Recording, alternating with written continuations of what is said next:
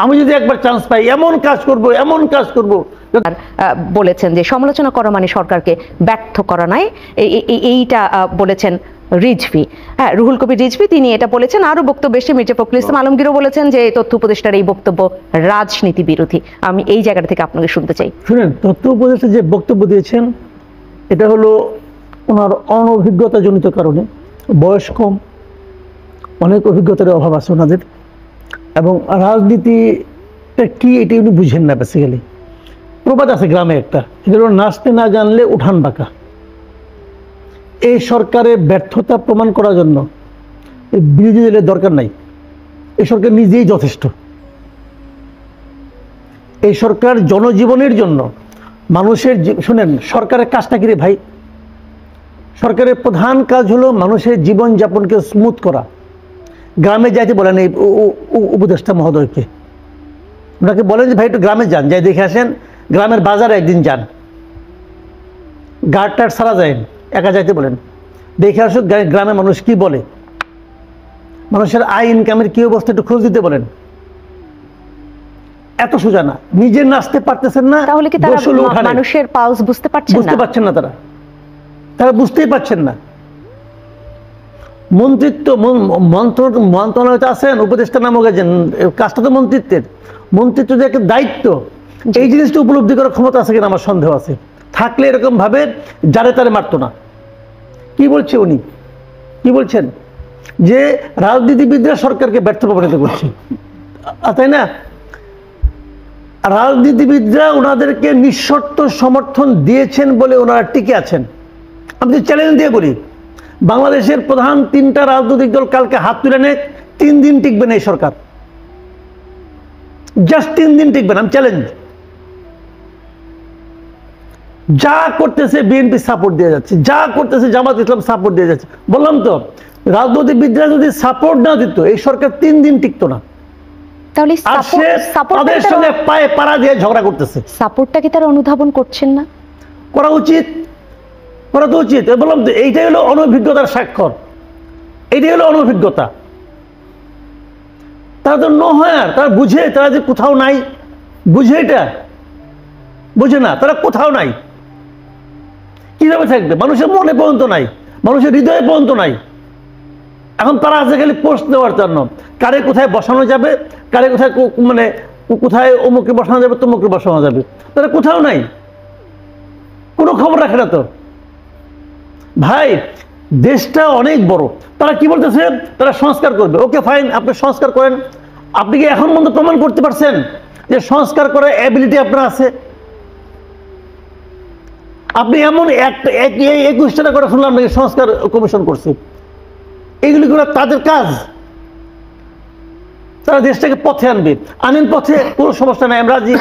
তার আগে প্রমাণ করেন যে পথে যে আনতে চান এর এবিলিটি আপনার আছে, সেটা প্রমাণ করতে পারছেন? কোন একটা কমিশনের নাম বলেন আপনি? একমাত্র আমি নির্বাচন সংক্রান্ত যে কমিশনটা আছে এটাকে আমি আপ টু দ্য মার্ক মনে করি। এছাড়া কোন কমিশনটা সঠিক হয়েছে অত দূর বাদ দেন, কিচ্ছু বুঝি না। ধরেন আমি কিছুই বুঝি না ভাই, আমি তো গণমাধ্যম বুঝি রে ভাই। গণমাধ্যমে তো আমার 35 বছর। তো গণমাধ্যম বিষয়ক সংস্কার যে কমিশন করছে এটা কিছু হয়েছে? প্রধান যারা করছে সে বাংলাদেশের সাংবাদিকতা বুঝে? থাকে লন্ডনে, সে থাকে লন্ডনে, ওইখান থেকে সে বাংলাদেশের গণমাধ্যম ঠিক করবো বুঝে গেছে। বাংলাদেশের সাংবাদিক বুঝে না, সংবাদ বুঝে। কিছুদিন আসছিল, কিছুদিন ডেপুটেশনে আসছিল প্রথম আলোতে সাংবাদিকতা বোঝানোর জন্য, পরে পলাইছে, পরে বিদায় হয়েছে। তাকে দিয়ে কাজ চলে নাই, তাকে দেওয়া হয়েছে গণমাধ্যম কমিশনের চেয়ারম্যান। আর যাদেরকে আনছে তাদের প্রত্যেককে আমি চিনি, নাম ধরে ধরে বলতে পারি। কি জিনিসটা আপনি এরা বাংলাদেশে গণমাধ্যম সংস্কার করবে? যদি কাইন্ডা কয় আমার সামনে যে সংস্কার করবে, আমি ভাই বিশ্বাস করি না। বললাম তো, যদি অন্য কোন কমিশনটা হয়েছে সবচেয়ে বিতর্কিত কমিশন যেটা কি সংবিধান সংস্কার কমিশন, যারা প্রধান বানাইছে সে আমার পার্সোনালি, আমার ব্যক্তিগতভাবে আমার টিচার ছিল ইউনিভার্সিটিতে। কোন ডিপার্টমেন্টে? জার্নালিজম ডিপার্টমেন্টের টিচার। মাসুদ কামাল যদি একটু বলেন, সংবিধান সংস্কার কমিশন সংস্কার করবে, ভালো কথা, মানে উপায়টা একটু জানতে চাই। সংবিধানকে কিভাবে সংস্কার করবে? এটা তো আপনি বেসিক প্রশ্ন করছেন। ওনারা একটা প্রস্তাব দিতে পারবেন, সংবিধান সংস্কার করবে কাজটা করাবেন কিভাবে? যে কোনো পৃথিবীতে অন্য অনেক কিছু আপনি একটা অধ্যাদেশ জারি করে একটা নির্ভয় আদেশে করতে পারেন, আপনি সংবিধানটা কেমন করে করবেন? সংবিধান করে একমাত্র একটি জনগণের, তো জনগণ কোথায় এখানে? তাহলে এটা করতে হবে আপনার গণপরিষদে। গণপরিষদ কই ভাই? এইগুলো কি কারে কি বুঝায় এটা আমি বুঝি না। এখানে তাদের লেভেলে তারা ধরেই নিছে যে সবাই তাদের মতো করে, তাদের চেয়ে একটু কম বুঝে অথবা তাদের সমান বুঝে, এটা ধরে নিছে। ভাই ঘটনাটা তা না, ঘটনা তা না। আমার ছোট বাচ্চা, বুঝছেন, যখন সে তারপরে যখন 6-7 বছর ছিল, তখনও সে আমারে বলতো বাবা তুমি কিছু বুঝো না। যখন এটা বলতো তাহলে আমি জড়াই ধরতাম, আদর করতাম, হ্যাঁ বাবা আমি কিছু বুঝি না। এদের এই অবস্থা, যারা তারা কয় তুমি কিছু বুঝো না। তাহলে শীর্ষক একটি এখানে একটি জরিপ করা হয়েছে এবং সেইখানে যে তথ্যটা এসেছে যে দেশে এখন নির্বাচন হলে কোনো দলকে ভোট দিবেন না এমন সিদ্ধান্ত, মানে কোন দলকে ভোট দিবেন এরকম সিদ্ধান্ত নিতেই পারেননি 38% মানুষ। বাকিরা নিয়েছেন মোটামুটিভাবে।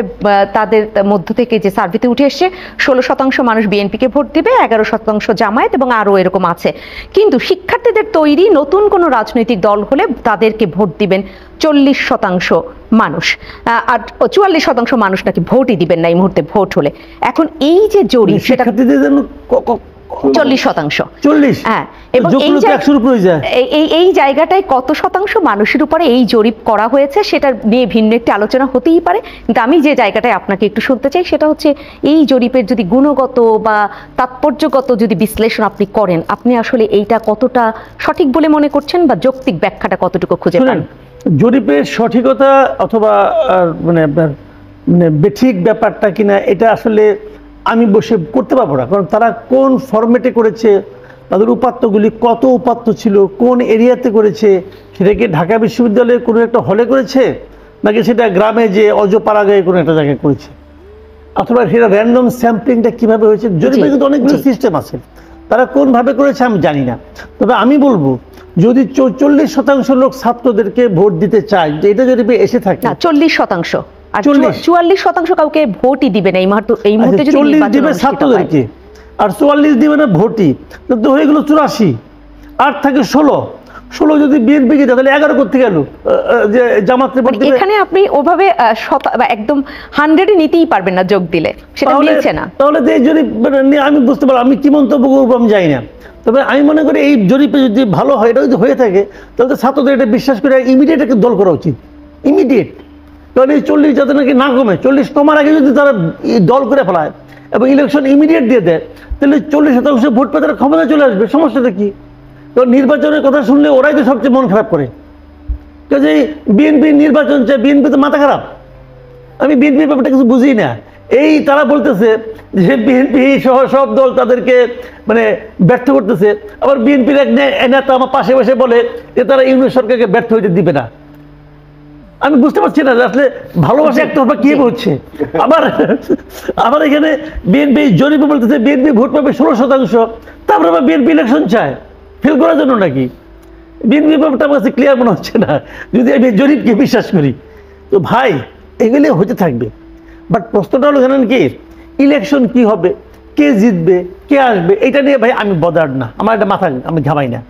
আমি মাথা ঘামাই হলো যে ভাই আমার জীবনটা এখন কেমন চলছে। হেলাল ভাই যদি ইলেকশনে জিতে, হেলাল ভাই মন্ত্রী হবে, আমার কি হবে ভাই? আমার তো আর কোনো চান্স নাই। যদি জামাতে ইসলাম জিতে তাহলে শফিকুর রহমান সাহেব প্রধানমন্ত্রী হবে, আমার কি হবে? তখন আমি বাজার করে খামো, এখন আমি বাজার করে খাই। তিনি আমার প্রতিনিধি হবে, আমার কথা বলবে, এই আস্থাটা আমাদের নাই কেন? না, এই আস্থাটা আছে আমাদের, তাদের উপর আস্থা আছে, প্রচন্ড আস্থা আছে। আস্থা না থাকলে ভোট দেই কেমন কিনা?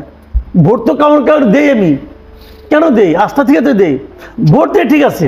কিন্তু আমার কোশ্চেনটা হলো কি, ভোট দেওয়ার পরে আমার কি প্রত্যাশা যে ভাই আমার কাজটা আমিই করব। আমার বাসায় আপনাকে চাল দিয়ে আসতে আমি বলি না, আমার বাসায় মাছও কিনে দিয়ে আসতে আপনাকে হবে না। আমার খালি কথা যে আপনি দায়িত্ব পাওয়ার পরেই 1 মাসের না যাইতেই সয়াবিন তেলের দাম 8 টাকা বাড়াই দেন না। আমার খালি এইটুকুই দাবি আপনার কাছে, আর কিছু দাবিটা। বাণিজ্যমন্ত্রী একটা নিয়োগ করছে, আগেটা নাকি পারতো না, নতুন একটা নিয়োগ করছে। উনি পাড়ার এমন নমুনা দেখাইছে, মাস ঘুরে নাই, তেলের দাম 1 লাখ 8 টাকা বেড়ে গেছে। এবং এই তেল কিন্তু আগের দিন পাওয়া যাচ্ছিল না কোথাও, নাই এই তেল নাই বাজারে। যেই 8 টাকা দাম বাড়াইলো অমনি তেল অ্যাভেলেবল হয়ে গেলো। এবং দাম বাড়ানোর আগ মুহূর্তে তারা কার সঙ্গে আলাপ করছে, উনি আলাপ করছে যাদের দাম বাড়বে, যাদের কোম্পানি, তাদের সঙ্গে আলাপ করছে। ভাই পাবলিকের সঙ্গে আলাপ করছেন আপনি তো ওই লোকগুলির মন্ত্রী, আপনি তো সেই সিন্ডিকেটের মন্ত্রী, আপনি তো পাবলিকের মন্ত্রী না। সিম্পল। তাহলে এই সমস্ত লোক কেন মন্ত্রী বানাচ্ছে? এক ধরনের আরেকটি বক্তব্য আমি মানুষের পালস বুঝে কিছু বুঝে না, যেখানে যে বক্তব্যে উল্লেখ করা হয়েছে যে বিশ্বে এখন এই মুহূর্তে বলা হচ্ছে যে এই মুহূর্তে বিশ্বে আর একটি দেশও খুঁজে পাওয়া যাবে না বাংলাদেশ ছাড়া যেখানে কিনা প্রশাসনের চেয়েও সিন্ডিকেট সবচেয়ে শক্তিশালী। তাহলে সেই বক্তব্য কি সঠিক? এখানে তো তাই হলো। এতদিন যিনি ছিল উনি সিন্ডিকেট বুঝতো না, কিন্তু দাম বাড়ায় নাই। আর উনি তড়িৎ বেগে বুঝে নিয়ে সে 1 মাসের মধ্যে 8 টাকা বাড়াই দিছে। উনি যে 8 টাকা বাড়াইছে, ভাই আমাকে একটা কাছে সিম্পলি বলেন, উনি কার মন্ত্রী? উনি জনগণের সঙ্গে আলাপ করছে, জনগণের মতামত নিছে, কোনো গণশুনানি করছে? ওনার প্রক্রিয়াটা কি দাম বাড়ানোর? বাজার মনিটরিং করছে উনি? এগুলো যে মজুদ করছে কিনা, মজুদদারকে ধরার চেষ্টা করছে? কোনো কিছু করছে? কিছুই করে নাই। নিজের রুমে সিন্ডিকেট মেম্বারদের ডাকছে, ডেকে বলছে কি, ভাই আমিও আপনাদের মতো একজন, বলেন কত বাড়লে চলে? কত বাড়লে চলে? 8 টাকা দিলাম, বাড়াই 8 টাকা। 8 টাকা আমার যে 8 টাকা খরচ বাড়লো, এই 8 টাকা উঠে দিবি আমার? বাড়ালে দোকানে গেলে আবার তেলের বোতলটা পাওয়া যাবে, এটাই কি তাহলে? এটাই চলছে। আমার দুঃখ বুঝছে, উনি ওই ব্যবসায়ীদের দুঃখটা বুঝছে, ব্যবসায়ীদের আবদারটা বুঝছে। ব্যবসায়ীদের দুঃখিত আবদার করছে, আপনি আসছেন আমাদের লোক, আমাদের জন্য একটু করবেন না? ঠিক আছে, করে দেখাই দিলাম। উদ্ভট, মানে যারা নাকি একটা উপদেশটাকে খুঁজে বাই করতে পারে না, যে নাকি জনগণের জন্য কাজ করবে। ভাই এদের তো কোনো মনে করেন, আমি বলি একটা আওয়ামী লীগ বিএনপির সমস্যাটা কি? আওয়ামী লীগ বিএনপির সমস্যাটা একটা বড় দলের কর্মীদের একটা চাপ থাকে।